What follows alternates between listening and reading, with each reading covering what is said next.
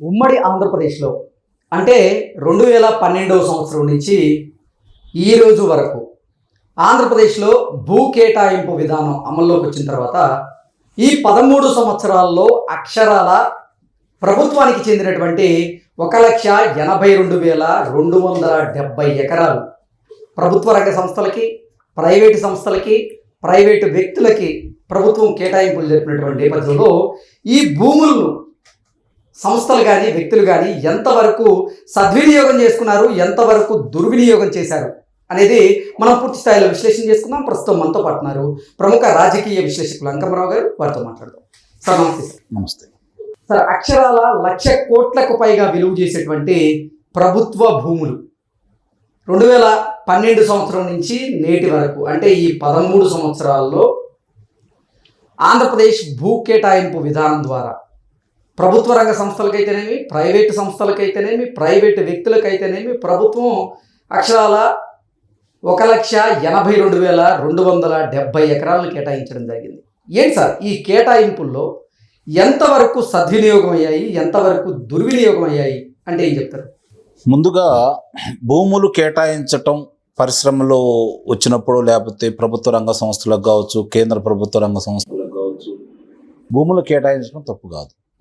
తద్వారా ఉద్యోగ కల్పన కావచ్చు, ఆదాయ మార్గాలు కావచ్చు, రాష్ట్రానికి చేకూరేటప్పుడు దాన్ని మనం వినియోగించడం కూడా తప్పు కాదు. దాన్ని ఏ విధంగా చేస్తున్నారు, ఎలా చేస్తున్నారు, వాస్తవంగా ఇది ప్రజలకు ఉపయోగపడుతుందా లేదా, రాష్ట్రానికి ఉపయోగపడుతుందా లేదా అనే దానికి మాత్రమే ఇక్కడ మనం ఆలోచించుకోవాలి. ఒక సంస్థకి భూములు కేటాయిస్తున్నారు అంటే, నిన్న TCS కావచ్చు, కాగ్నిజెంట్ కావచ్చు, భూములు కేటాయిస్తున్నారు అంటే దానివల్ల వాళ్ళకి అమ్మట్లేదు.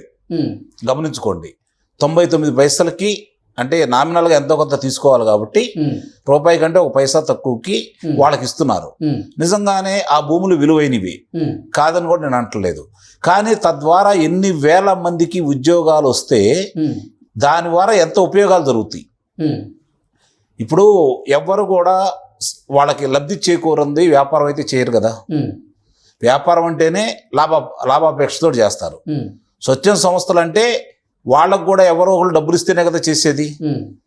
ఎవరో మామూలుగా దాతలు ఎవరన్నా ఉండి వాళ్ళకి ఇస్తే స్వచ్ఛంద సంస్థలు నడుపుతూ ఉంటారు. లేదంటే బాగా సంపాదించుకున్న వాళ్ళు తన పేరు చిరస్థాయిగా ఉండాలన్న ఉద్దేశంతో ఏదైనా ట్రస్టులు ఏర్పాటు చేసేసి తద్వారా పేద ప్రజలకు విద్యుత్ రంగానికో, లేకపోతే విద్యారంగానికో, నీటిపారుదల రంగాలకో, లేదా రహదారులకో వాటిని కేటాయించేసి ముందుకు తీసుకెళ్లే కార్యక్రమం చేపడతారు. అంతవరకు అలాంటి వాళ్లకు భూములు కేటాయించినా కూడా నామమాత్రపు, అంటే మార్కెట్లో ధర అంటే ప్రభుత్వం నిర్ణయించిన ధర ₹1,00,00,000 ఉంటే వాళ్ళకి 50 లక్షలకో 40 లక్షలకో ఇస్తే తప్పైతే లేదు. కానీ వాళ్ళ స్థాయికి మించి వీళ్ళ స్వార్థ ప్రయోజనాల కోసం రాజకీయ పార్టీలు ఆడుతున్నటువంటి క్రీడల్లో భాగంగా కొంత ఎక్కువ కొంత తక్కువ కావచ్చు, అందరికీ దీన్ని వర్తింపజేయచ్చు. సార్, ఏ సాఫ్ట్వేర్ కంపెనీ అయినా లేదా ఏ కార్పొరేట్ సంస్థకైనా ప్రభుత్వం 1 ఎకరా భూమిని ఇస్తే ఆ కార్పొరేట్ సంస్థ 1 ఎకరాకి 8 మంది నుంచి 25 మంది వరకు ఉపాధి కల్పన చేసేలాగా కొన్ని రూల్స్ ఉన్నాయి. ఇప్పుడు నిజంగా ఈ 13 సంవత్సరాల్లో చూసుకున్నట్లయితే 1,82,270 ఎకరాలు ప్రభుత్వ భూమిని ఇప్పుడు ప్రభుత్వ రంగ సంస్థలకైతేనేవి, ప్రైవేట్ వ్యక్తులకైతేనేవి, ప్రైవేట్ సంస్థలకైతేనేవి ఇవ్వడం జరిగింది. దాని ద్వారా అసలు ఎంత లబ్ధి ఆంధ్రప్రదేశ్ ప్రజలకి చేకూరింది అంటే ఏం చెప్తారు సార్? ఇప్పుడు కృష్ణపట్నం కావచ్చు, లేకపోతే విశాఖపట్నం దగ్గర ఓడరేవు గురించి కావచ్చు, కాకినాడ ఓడరేవు కావచ్చు, విద్యుత్ సంస్థలకు కావచ్చు, అమరావతిలో ప్రభుత్వ రంగ కేంద్ర ప్రభుత్వ రంగ సంస్థలకు కావచ్చు, విద్యా సంస్థలకు కావచ్చు, విద్యుత్తు చెప్పాను కదా, వాటికి సంబంధించే 40,000 ఎకరాలు ఇచ్చారు. విద్యుత్కు సంబంధించి విద్యుత్ రంగానికి సంబంధించి 40,000 ఎకరాలు ఇచ్చారు. దీన్ని ఒకసారి పునరాలోచించుకోవాల్సిన పరిస్థితి అయితే ఉందని అయితే నేనైతే భావిస్తున్నాను. ఇప్పుడు దాన్ని తీసుకొని ఇప్పుడు మనం లేపాక్షికి చూసాం, లేపాక్షికి కేటాయించారు. ఆ భూములు ఎంత కారు చౌకగా ఆ రోజు వైఎస్ రాజశేఖర రెడ్డి గవర్నమెంట్ కట్టబెడితే దాన్ని తాకట్టు పెట్టి అంటే బ్యాంకుల ద్వారా ఎంత రుణం తెచ్చుకున్నారు, ఈ రోజు వరకు అక్కడ కార్యకలాపాలు ఏం చేశారు. అలాగే కృష్ణపట్నం పోర్టు విస్తరణ కార్యక్రమాలు కావచ్చు, దుగ్గరాజపట్నం సంబంధించింది కావచ్చు. ఇప్పుడు మొన్న అది 30 సంవత్సరాల తర్వాత 33 సంవత్సరాల తర్వాత ప్రభుత్వానికి వస్తుంది. కానీ మొత్తాన్ని 25,000 కోట్ల రూపాయలు విలువ చేసేదాన్ని ఆదానికి కట్టపెట్టేశాడు. ప్రభుత్వానికి వచ్చే వాటా కూడా అమ్మేశారు. ఆ రోజు రహేజా భూములు కావచ్చు, 26% ఉన్నదాన్ని రాజశేఖర రెడ్డి 6% తీసుకుని వెళ్ళాడు. ఇలా వాళ్ళ మనుషులకి ఆ రోజు ఏ విధంగా లబ్ధి చేకూర్చారో మనం చూసాం. అంటే ఇక్కడ ప్రభుత్వాలు పారదర్శకంగా ఉండాలి. ప్రభుత్వాలు పారదర్శకంగా ఉండి ప్రజలకు ఉపయోగపడే విధంగా ఏదన్నా భూమి కేటాయిస్తే సత్వరం పనులు చేస్తున్నారా లేదా, ఇప్పుడు దానికి సంబంధించినంత వరకు పనులు ఏ విధంగా ఉన్నాయి, ఏ ఆటంకాలు వచ్చినాయి, ప్రభుత్వ పరంగానా లేకపోతే ఏదన్నా మౌలికంగా వాళ్ళకి కావాల్సినటువంటి సరిగ్గా అందపోవటం వలన ఈ సమీక్ష చేసుకోవాలి, లేకపోతే వాళ్ళు నిర్లక్ష్యంగా పక్కన పడేస్తున్నారా, దీన్ని కూడా ఆలోచించుకోవాలి. ఇప్పుడు ఒక సంస్థ వచ్చి మేము ఇక్కడ కార్యకలాపాలు నిర్వహిస్తాము అంటే ముందుగా భూములు కేటాయిస్తున్నారు. భూములు కేటాయించకుండా ఆ భూములు తీసుకెళ్ళి వాళ్ళు తాకట్టు పెడుతున్నారు. ఇప్పుడు ఉదాహరణకి Saraswati power and cement company తీసుకుందాం. పిడుగురాళ్ళ పరిసర ప్రాంతంలో గురిజాల నియోజకవర్గంలో దానికి సంబంధించి ఎప్పుడు దాన్ని కేటాయించారు, ఈ రోజు వరకు ఏం జరుగుతున్నాయి? మొన్న వచ్చి జగన్మోహన్ రెడ్డి దానికి మళ్ళీ లీజు పెంచుకున్నాడు, సమయం పెంచుకున్నాడు. అట్లాగే దానికి సంబంధించినంత వరకు నీటి కేటాయింపులు కూడా అదనంగా చేసుకోవడం కూడా జరిగింది. కానీ ఇప్పటివరకు పనులు కానీ ఏదైనా మొదలుపెట్టారా?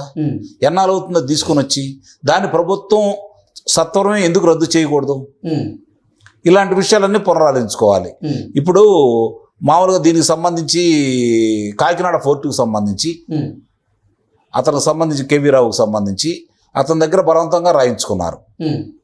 ఆ ప్రభుత్వ వాటా రావాలి, దానికి వాళ్ళు బలవంతంగా రాయించుకున్నారు. లీజ్ అదనంగా పెంచారు, వాళ్ళకి ఇచ్చిన కాల పరిమితిని కూడా పెంచుకుంటూ వెళ్ళిపోయారు.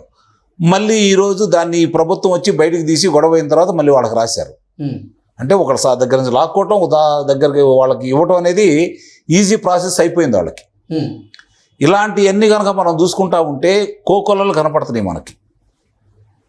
ఇప్పుడు మ్యాట్రిక్ ప్రసాద్ లేకపోతే ఇంక వేరే భూములు కావచ్చు, ఇవన్నీ కూడా ఒక్కోళ్ళ మీద అభియోగాలు వచ్చి వాళ్ళ మీద వాళ్ళు సద్వినియోగం చేయలేదు వీటిని, తద్వారా తిరిగి జగన్మోహన్ రెడ్డి కంపెనీలకి, డొల్ల కంపెనీలకి డబ్బులు మరల్చారు అనే అభియోగంతో కదా చాలామంది మీద ఈరోజు ఉన్నటువంటి అభియోగాలు. ఇప్పుడు ఇవాళ చూసుకున్నా కూడా విద్యుత్ రంగ సంస్థలకి అదనంగా కేటాయిస్తున్నారు, సారవంతమైన భూములు కేటాయిస్తున్నారు, సారవంతమైన భూములు కూడా కేటాయిస్తున్నారు. ఇది కొంచెం ఆలోచించుకోవాలి ఏ ప్రభుత్వాలైనా. గత ప్రభుత్వాలు పొరపాటు చేస్తున్నాయి. ఇప్పుడు మన కరేడు భూముల విషయం కాడికి వచ్చే తలకి ఈ ప్రభుత్వం కూడా తిరిగి పునరాలోచించుకోవాల్సిన పరిస్థితి ఉందని అయితే నేను భావిస్తున్నాను. ఎందుకంటే మీకు నిరుపయోగమైనటువంటి భూములు కావచ్చు, మామూలుగా అంటే అట్టిడి కాకుండా ఉన్న భూములు కావచ్చు, వాటికి కేటాయిస్తే రైతులకి ఇబ్బంది ఉండదు, రైతులకి ఇవ్వాల్సిన ధరల కంటే కొంచెం ₹1 అదనంగా ఇచ్చినా వాళ్ళకి ఇబ్బంది ఉండదు, వీళ్ళు పని చేసుకోవడానికి ఇబ్బంది ఉండదు. అంటే పంటకి అనువైనటువంటి, సాగుకి అనువైనటువంటి భూములు, 3 పంటలు పండే భూములు, 2 పంటలు పండే భూములు, కూరగాయలు పండించుకునే భూములు, తోటలు వేసుకున్న భూములు, పళ్ళ తోటలు వేసుకున్న భూములు కూడా వీటి కోసం కేటాయిస్తున్నారు అంటే అది మంచి పద్ధతి అయితే కాదు ఏ ప్రభుత్వాలైనా సరే. ఎగ్జాక్ట్లీ 13 సంవత్సరాల్లో చూసుకున్నట్లయితే 1,82,270 ఎకరాలు అంటే అవి ప్రైవేట్ వ్యక్తులకి సంబంధించి, ఇటు ప్రభుత్వ రంగానికి సంబంధించి, లేకపోతే ప్రైవేట్ సంస్థలకు సంబంధించి కేటాయించడం జరిగింది. వాటిలో నిజంగా ఎంతవరకు సద్వినియోగం జరగచ్చు అంటే ఇప్పుడు అమరావతి ప్రాంతంలో విద్యా సంస్థలకు ఇచ్చారు, సద్వినియోగం అవుతుంది. టీసీఎస్కి ఇచ్చారు, సద్వినియోగం అవుతుంది. కాగ్నిజెంట్కి ఇచ్చారు, సద్వినియోగం అవుతుంది. ఆర్ఎస్ఆర్ మెట్లకు కేటాయించబోతున్నారు, సద్వినియోగం అవుతుంది. కియా పరిశ్రమకు ఇచ్చారు, సద్వినియోగం అవుతుంది. ఇలా కనుక మనం చెప్పుకుంటూ ఉంటే చాలా ఉన్నాయి సద్వినియోగం అయినాయి. తెలుగుదేశం ప్రభుత్వ హయాంలో ఇచ్చినాయి, వైఎస్ఆర్ హయాంలో ఇచ్చినాయి ఎంతవరకు సద్వినియోగం అయినాయి, జగన్మోహన్ రెడ్డి హయాంలో ఇచ్చినాయి ఎంతవరకు సద్వినియోగం అయినాయి.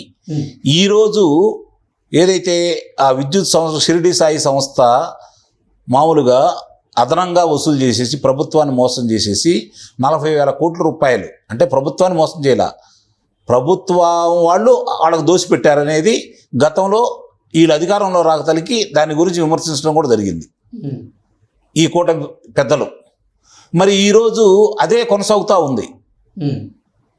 మరి మీరు అన్నదానికి ఆ రోజు మీరు అన్న పొరపాట, లేకపోతే ఇప్పుడు ఎందుకు కొనసాగిస్తున్నారు, మీకు వస్తున్నటువంటి ఇబ్బందులు ఏంటి, దాని మీద ఎందుకు చర్యలు తీసుకోవట్లేదని చెప్పని ఈరోజు దానికి సంబంధించింది ఏదో కరేడు భూములకు సంబంధించి వాళ్ళకంటే ఆ రోజు జగన్మోహన్ రెడ్డి కేటాయించిన దానికంటే అదనంగా కేటాయిస్తున్నారు అనే వచ్చింది.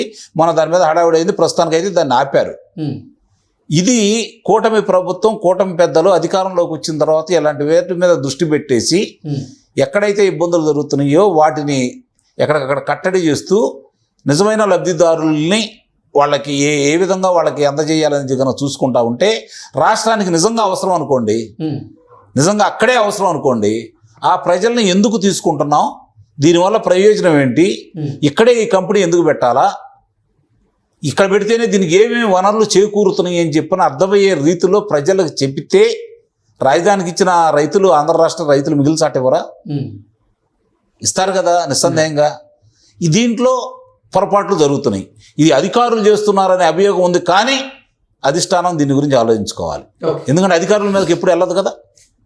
పొరపాటు చేశారంటే మీ పేరే బయటకు వస్తుంది, మీ గురించే వస్తుంది.